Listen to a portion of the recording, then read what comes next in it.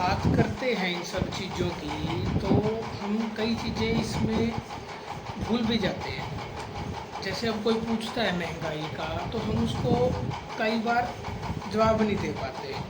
तो सीधा सा उसका एक लॉजिक क्या है कि सर आप 2004 से 2014 का आंकड़ा आप निकाल लीजिए और फिर जो 2004 से 2014 के बीच में जिन चीज़ों की जो दर जो बढ़ी है, जो उसकी जो अमाउंट बढ़ी है वो कितने प्रतिशत बढ़ी है। ओके, फिर आप उसको कहिए सर कि आप 2014 से 2024 के बीच में उसी प्रोडक्ट को आप देख लीजिए। तो ये सीधा सीधा आईना है पब्लिक के सामने भी, सबके सामने, कि महंगाई ये जो है वो कितनी बढ़ी है, क्या उसका रियल सीन है। मुझे याद है 2012-13 के आसपास मैं 9th-10th क्लास में होता था और मैंने नई नई स्कूटी चलानी सीखी थी।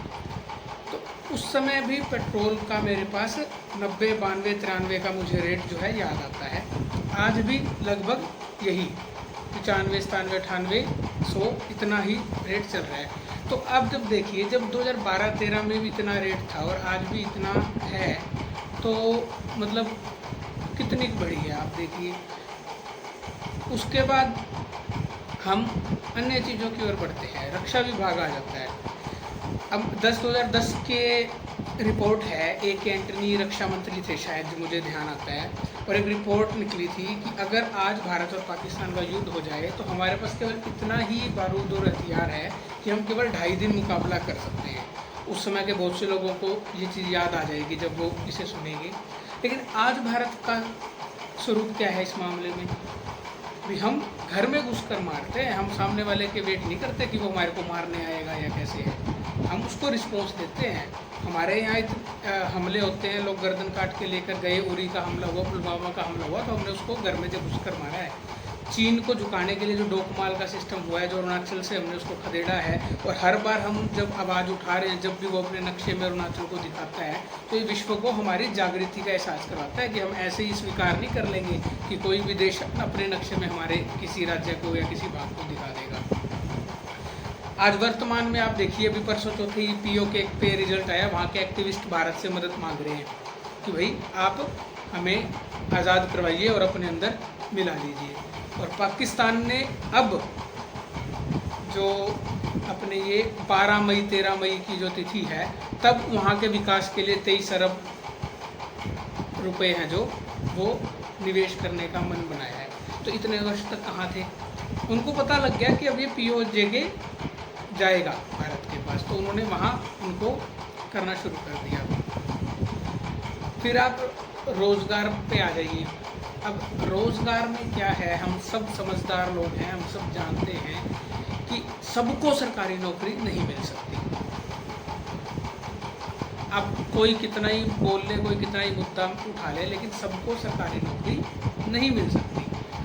तो उसके लिए अब हमारे देश में क्या सिस्टम चला, अमेरिका में और बड़े देशों में जिनका भी हम नाम लेते हैं चलता ही है। शार्क टैंक हम सब ने सुना है, आज भारत में भी चल रहा है। तो क्यों भारत में सफल हो पाया है शार्क टैंक? शार्क टैंक इसलिए सफल हो पाया है क्योंकि भारत में स्टार्टअप शुरू हुए। ये जो माइंड है स्टार्टअप्स का, ये भारत को दिया किसने? तो ये जो वर्तमान की जो सरकार है, इसने कहा कि तुम अपना रोजगार पैदा करो, तुम नौकर मत बनो, तुम अपने ही मालिक बनो, चाहे अपने छोटे बिजनेस के मालिक बनो और बाद में उसको बढ़ाओ। तो अभी करंट जो रिपोर्ट है कि भारत के स्टार्टअप्स हैं वो दुनिया में तीसरे या चौथे नंबर पे हैं। भी वो इतने बड़े फल फूल गए हैं कि वो तीसरे और चौथे नंबर पे वो चल रहे हैं, और भारत का युवा है वो स्टार्टअप्स के माध्यम से अपने रोजगार हैं वो पैदा कर रहे हैं। रोजगार की समस्या है तो इसका इलाज क्या है कि आप बच्चों को सही से गाइडेंस दीजिए। इसका इलाज क्या है कि आप उनको सही करियर काउंसिल दीजिए।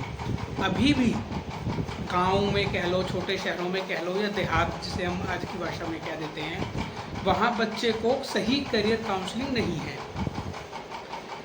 वो बेचारा डिसाइड ही नहीं कर पाता घर वालों के प्रेशर में या समाज के प्रेशर में कि उसे करना क्या है। जब तक उसे क्लियर होता है तो बहुत से हमारे यहाँ ऐसे पेपर्स हैं जिनकी एज लिमिट 24 या 25 साल है, वो निकल जाती है। फिर वो कोई डिग्री करता है, कोई प्रिपरेशन करता है, कोई तैयारी करता है, तो उसमें आजकल स्ट्रगल बहुत है और पॉइंटों पे स्ट्रगल है आज के टाइम में। तो ऐसा नहीं है कि सबको नौकरी ही करनी है, हम नौकरी देने वाले लोग भी बन सकते हैं। विकास दिव्य कीर्ति जी हैं, बहुत अच्छा उन्होंने इस चीज़ को एक्सप्लेन भी किया है। आप उनकी रिपोर्ट भी, उनकी रिसर्चेज भी देख सकते हैं। अभी आप 2 साल या 3 साल दो अपना, हो पाया बहुत अच्छा, नहीं हो पाया तो आपकी ज़िंदगी वहाँ ख़त्म नहीं है, आप आगे भी बढ़ सकते हैं। फिर चीज़ आती है देशभक्ति की चीज़ों की, मनोरंजन की चीज़ों की और इन सब प्लेटफॉर्म्स की। तो भैया पहले की फिल्में उठा के देख लो, आज की फिल्में उठा के देख लो, आपको अपने सवालों के जवाब खुद मिल जाएंगे। पहले आपके किसी महापुरुष के ऊपर भी फिल्म बन रही है तो उसमें जो मैनिपुलेशन हो रहा है, उनमें जो वो आप लोगों को इन्फ्लुएंस करने का प्रयास कर रहे हैं, वो सब आपको पता लग जाएगा। आज के टाइम में कोई अगर चलचित्र ऐसा आता है तो उसे रिपोर्ट कर दिया जाता है। पहले आपको ऐसा एक चीज़ देखने को ही नहीं मिलती थी। बहुत से सिंगर्स ने बताया है कि मुझे दूरदर्शन में रामायण का मैंने स्तुति गानी थी और मुझे उन्होंने राम की स्तुति गाने नहीं दी गई, सबके सामने है। फिर जो धारावाहिक बनते थे पहले, आज भी 19-20 का ही फर्क आया है, लेकिन वो एक दिमाग से खेलने का यंत्र बन चुका है। वो ज़्यादातर महिलाओं को टारगेट कर रहा है, वो उनके माइंड के साथ वो बहुत बड़ा खिलवाड़ कर रहा है। फिल्मों में थोड़ा सा इसमें आइए जागरूकता, एक अपना देशभक्ति के जो फिल्में हैं बन रही हैं, चल रही हैं, उसके अलावा जागृति पैदा करने वाली फिल्में भी चल रही हैं। कश्मीर फाइल्स आई, अच्छी चली, लोगों को पता चला क्या सच था। जो इकोसिस्टम की वजह से सच दबाया गया था, वो इकोसिस्टम उस फिल्म के माध्यम से पता चला। जब वो जेएनयू की लेडी है, वो स्टूडेंट को कहती है कि भाई सरकार भले ही किसकी हो, सिस्टम तो हमारा है। इस जो पंक्ति है ये ऐसे नहीं डाली गई उस फिल्म में, ये 100% सही पंक्ति है और ये युवाओं को बताती है कि भाई इकोसिस्टम ऐसे चल रहा है उनका। आप आरक्षण की बात करते हैं, सरकार पर आरोप लगाते हैं कि आरक्षण ख़त्म कर देगी, ये कर देगी, वो कर देगी। भैया जामिया इस्लामिया यूनिवर्सिटी है, सबको पता है, वहाँ आरक्षण नहीं है, वहाँ आरक्षण नहीं है, आप सर्च कर लीजिए। फिर महिला आरक्षण की बात आती है, जो अभी हाल ही में लोकसभा में पास हुआ है। अब वो सपना तो कांग्रेस के लीडर्स का ही था, वो चीज़ ये जो सरकार है ये कर देती है तो कांग्रेस के लीडर सवाल उठाते हैं। इतने प्रोजेक्ट हैं जो कांग्रेस के लोगों ने ही कहे थे, उन्होंने ही घोषणाएं की थी। सीएए है, क्या था? नेहरू जी की घोषणा थी, गांधी जी का प्रॉमिस था जनता को। किया किसने? मोदी सरकार ने। ये 75 साल कहाँ गए थे? समझने वाली बात है। लेकिन जब आपका काम कोई और कर दे तो बल्कि आपको उसका एप्रिसिएशन करना चाहिए कि वो आपका काम कर रहे हैं, लेकिन आप लोग गालियाँ निकाल रहे हो। फिर स्वच्छ भारत का महात्मा गांधी जी का बहुत बड़ा सपना था। स्वच्छ भारत की सोच किसने दुनिया को दी? नरेंद्र मोदी जी ने 2014 के बाद आने को कहा कि देश स्वच्छ होना चाहिए। अब मध्य प्रदेश के 2-3 ज़िले हैं जो हर साल नंबर 1 आते हैं, वहाँ वो उस चीज़ को अच्छे से लेके चल रहे हैं। इंदौर का नाम आता है और इसीलिए ऐसा कुछ हुआ भी था। भी जो फिल्म फेस्टिवल है एक, वो हमेशा वो विदेशों में जाकर करते थे, लेकिन इस स्वच्छ भारत के अभियान को फॉलो करके उन्होंने वो इंदौर में किया था। आपको पता होना चाहिए।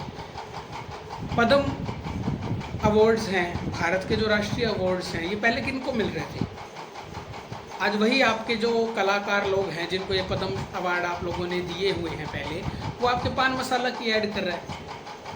वो पैसों के लिए कुछ भी करने को तैयार है। ऐसे लोगों को आपने पद्म अवार्ड बांटे हैं। आपने फिल्म जगत के ऐसे लोगों को अवार्ड बांटे हैं जो युवाओं का मॉडल नहीं हो सकता। कि पान मसाला खाने वाला जो एक्टर है आपका, पद्म भूषण लिया हुआ है उन्होंने, पद्मश्री प्राप्त किया हुआ है, वो पान मसाला खा के युवाओं को क्या संदेश दे रहे हैं? अब किसको मिल रहा है? वो 92 साल का बुजुर्ग होगा जिसने सेवा के काम किए हैं, उनको पद्म अवार्ड मिल रहे हैं। वो महिला होगी जिसने इतने पेड़ लगाए, कभी गिनती नहीं की, आज उसकी वजह से जंगल हरे भरे बचे हुए हैं, उस महिला को पद्म अवार्ड मिल रहा है। तो देश दुनिया के लिए काम करने वाले जो सामान्य से सामान्य नागरिक था, जो सिर्फ बिना किसी स्वार्थ के सेवा का काम कर रहा था, ऐसे लोगों को पद्म अवार्ड मिल रहे हैं। हम सबको जानकारी में आना चाहिए। अब आगे चलें तो खेल जगत में पहले अपॉर्चुनिटीज़ बहुत कम थी, आज विकसित हुए हैं, स्टेडियम्स बन रहे हैं, आधुनिकीकरण हो रहा है। विश्व का सबसे बड़ा क्रिकेट स्टेडियम हमारे पास है, जिसकी स्ट्रेंथ 1 लाख से भी ज़्यादा है, अहमदाबाद में। तो उससे पहले ऑस्ट्रेलिया का कोई था, भारत में इतना बड़ा नहीं था। भारत का सबसे बड़ा कोलकाता का ईडन गार्डन था इससे पहले। तो हमने तरक्की की है। 2014 से आया व्यक्ति 2024 तक इतना कुछ कर गया जितना 2014 से पहले वाले सोच भी नहीं पाए। इन्हीं के एक राज्यसभा सांसद का राज्यसभा में खड़े होकर ही एक बयान है कि आप पेमेंट्स को डिजिटलाइजेशन कैसा करेंगे। उस रेडी वाले के पास, उस फल सब्जी बेचने वाले के पास क्या वहाँ कनेक्शन होगा, क्या वहाँ आप मोबाइल दोगे, क्या आप उसको एंड्रॉयड फ़ोन्स उपलब्ध करवाओगे। ऐसा 2001 उन्होंने, बहुत वायरल होती है वो वीडियो, अक्सर इलेक्शंस में तो होती है, वो बहुत क्रिटिसाइज़ कर रहे हैं कि भाई आप इसको डिजिटलाइजेशन नहीं कर सकते। लेकिन अब क्या सिस्टम है, हमारे प्रधानमंत्री जी चाय की पेमेंट डिजिटल करते हैं तो वहाँ का मंत्री अपने देश में वो QR कोड और ये जो आपका UPI है ये ले जाकर लॉन्च करता है। तो ये चीज़ है। आज हमारे देश के प्रधानमंत्री में इतनी ताकत है कि अगर वो लक्षद्वीप पे कुर्सी लगाकर बैठा है तो मालदीव का सारा सिस्टम खराब हो जाता है, क्योंकि उस मालदीव ने देश के खिलाफ कुछ बोला था उस समय। आप खुद भी रिसर्च करिएगा। तो उसकी एक कुर्सी लगाकर एक जगह बैठने से जब हमारे देश के किसी अंग का व्यापार बढ़ता है तो इसमें दूसरे लोगों को क्या दिक्कत होनी चाहिए, मुझे समझ नहीं आ रहा। सनातन जागृति बहुत बड़ा मुद्दा है। शिक्षा नीति बदलनी चाहिए, सबको पता था, सबके मन में था। आज भी अगर हम पढ़ रहे हैं तो जो हमको पढ़ाया जा रहा है वो असल लाइफ में काम नहीं आ रहा हमारे, हमको उसको सीखना पड़ता है। प्रोफेशनली जाएंगे तो उसमें किताबों वाला कोई भी काम नहीं आ रहा। लेकिन अब ये जो शिक्षा नीति आई है, कुछ इसमें चेंजेस धीरे धीरे हो रहे हैं। प्रैक्टिकल नॉलेज की तरफ जब हम बढ़ रहे हैं तो आने वाले युवाओं को, आने वाले जो पीढ़ी है उसको ऐसी दिक्कत नहीं होगी। उसको जो पढ़ाया जा रहा है, सिखाया जा रहा है, वो उसको अपने फील्ड में काम देगा। महापुरुषों को सम्मान मिला है, नहीं तो पहले के नेता है खुद के ही मूर्तियाँ बनवाने में, खुद के चिन्हों को आगे बढ़ने में लगे रहते थे। अब सम्मान मिल रहा है, कॉरिडोर्स बन रहे हैं, लोगों को अपने महापुरुषों को, अपनी संस्कृति को जानने का अवसर मिले, ऐसी भी चीज़ें हो रही हैं। तो फ़र्क इतना है कि हमें देखना क्या है, हमारा नज़रिया क्या होना चाहिए। अभी एक घटना बताना चाहता हूँ मैं आपको। एक मंत्री रहा है व्यक्ति कांग्रेस का, मणिशंकर अय्यर, है ना। अब उनका इंटरव्यू देखिए और याद कीजिए वो व्यक्ति कितना मतलब आतंकवाद का समर्थन या पाकिस्तान का हितैषी बन जाता है। अभी लेटेस्ट उनका बयान आया कि भारत को पाकिस्तान से वार्ता करनी चाहिए, बिना वार्ता किए हमारा काम चल रहा है। हमने कॉरिडोर जो है करतारपुर कॉरिडोर, उसको बिना बातचीत के ही खुलवाया है। हमने अपना स्टैंड रखा था और हमने कोई ज़्यादा विमर्श नहीं किया था। हमने कहा हम कश्मीर के मुद्दे पे कोई बात नहीं करेंगे, पहले आप वहाँ से बाहर निकलिए फिर हम आपकी वहाँ से बात सुनेंगे। कश्मीर के बिना बात किए हमने करतारपुर कॉरिडोर है इसका काम करवाया। हमने पाकिस्तान को स्पष्ट कहा है कि जब तक आप आतंकवाद बंद नहीं करते तब तक हम आपसे कोई बातचीत करने को तैयार नहीं हैं। आप आतंकवाद बंद करिए तब हम आपसे कुछ बातचीत करेंगे। लेकिन मणिशंकर अय्यर का क्या बयान था कि वो परमाणु शक्ति वाला देश है, तो हमारे पास जो परमाणु रखा है वो किस लिए है भैया? कि हमारे पास जो हथियार है वो किस लिए हैं? फिर कब तक हम उसी माइंडसेट के साथ चलेंगे कि हमने दूसरे से जलना है, दूसरे से डरना है? नहीं, जितना हम कर सकते हैं हम उसको करते रहेंगे, किसी से जलना नहीं है।